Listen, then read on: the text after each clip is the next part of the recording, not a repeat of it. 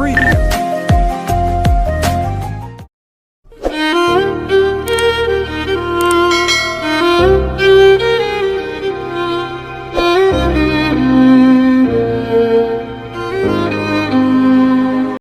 Hello everyone, আপনারা এইমাত্র স্ক্রিনে যে ফটোটি দেখতে পারলেন, তো এই ফটোটি মেক করতে হলে আপনাদের একটি পিক্সেলল্যাব অ্যাপ এবং আপনাদের পিএলপি ফাইল প্রয়োজন হবে। তো সেটা আমি ডেসক্রিপশনে ইনপুট করে দেবো, সেখান থেকে আপনারা ডাউনলোড করে জাস্ট এক ক্লিকে ভিডিওটি এডিট করে নিতে পারবেন। তো ভিডিও শুরু করা যাক।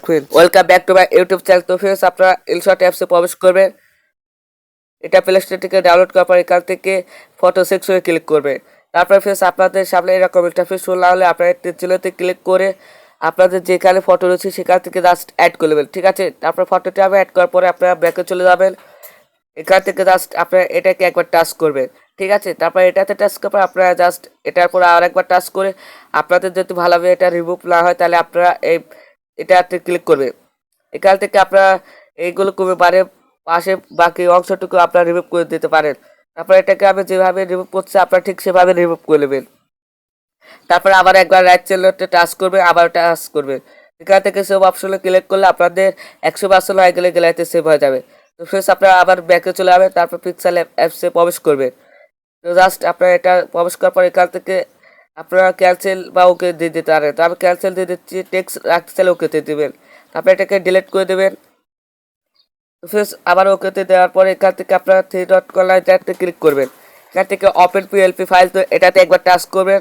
আপনারা ডেসক্রিপশন থেকে যে পিএলপি ফাইল সিলেক্ট করবেন, সরি গাইস, ডাউনলোড করছে সেটা আপনারা এখানে সিলেক্ট করবেন। তো এখানে ফটো অ্যাড করবো, তার জন্য আমরা জাস্ট ইম্পোর্ট অপশনে ক্লিক করব।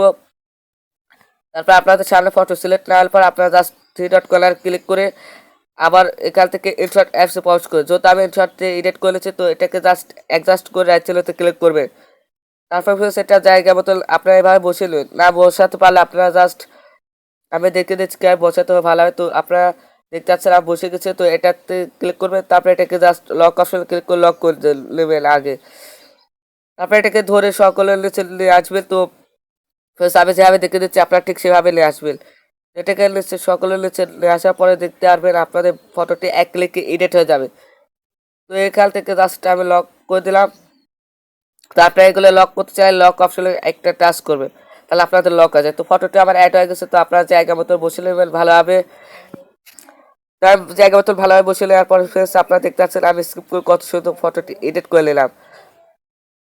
তো দেখতেই থাকুন আমাদের সাথে। তো আপনারা জাস্ট এখন আপনারা এটার উপর ক্লিক করবেন। এটাতে ক্লিক করার পর এই ফটোটি অ্যাড করলে এটার উপর ক্লিক করে আপনার পাশে পেন্সিল আইকনে ক্লিক করবেন। তো এখান থেকে পেন্সিল আইকনে ক্লিক করার পরে ফার্স্টে কপি অপশনে ক্লিক করবে, তাহলে এটা কপি হয়ে যাবে। তারপরে এটাকে আপনারা জাস্ট ছোটো করে এখান থেকে গোল ভিতর তো এটাতে অ্যাড করে নেবেন। তারপর একটা চাইলেও রাখতে পারেন, আবার দ্বিতীয়টা তো রাখতে পারেন। তো আমি জাস্ট এটাকে এডিট করে নিচ্ছি, দেখতে পাচ্ছেন। তো আমরা এটাকে একটু ছোট বড় করে নিচ্ছি, দেখতে থাকুন আমার সাথে। আমার এটা বসানো হয়ে গেছে। তো ফ্রেন্ডস, এটাকে আমরা জাস্ট আর একটু এডিট করে দেখে দিচ্ছি। তো আপনারা জাস্ট লাভ চেঞ্জ করতে চাইলে লাভের উপর ক্লিক করে আপনার উপরে সেলোতে ক্লিক করবে। তারপরে এখান থেকে দেখতে পাচ্ছেন মোহাম্মদ সাইদ হাসান। তো এখানে আপনার পেন্সিল আইকনে ক্লিক করবেন।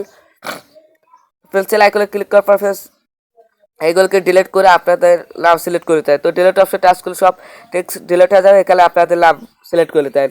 তো আমি ওকে অপশনে ক্লিক করলাম, আবার আগেকার নামে সিলেক্ট করে দিলাম।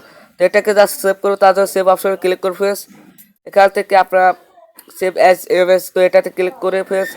তো এখান থেকে এটাতে ক্লিক করার পর পিএলজি সিলেক্ট করবেন এখান থেকে। তারপরে এখান থেকে নিচের দিকে আপনারা কাস্টম সিলেক্ট করে নেবেন। এটা সিলেক্ট করার পর ফ্রেন্ডস আপনাদের সেভ টু গ্যালারি, তো এটাতে ক্লিক করুন একবার, তাহলে আপনাদের গ্যালারিতে ফটো অ্যাড হয়ে যাবে।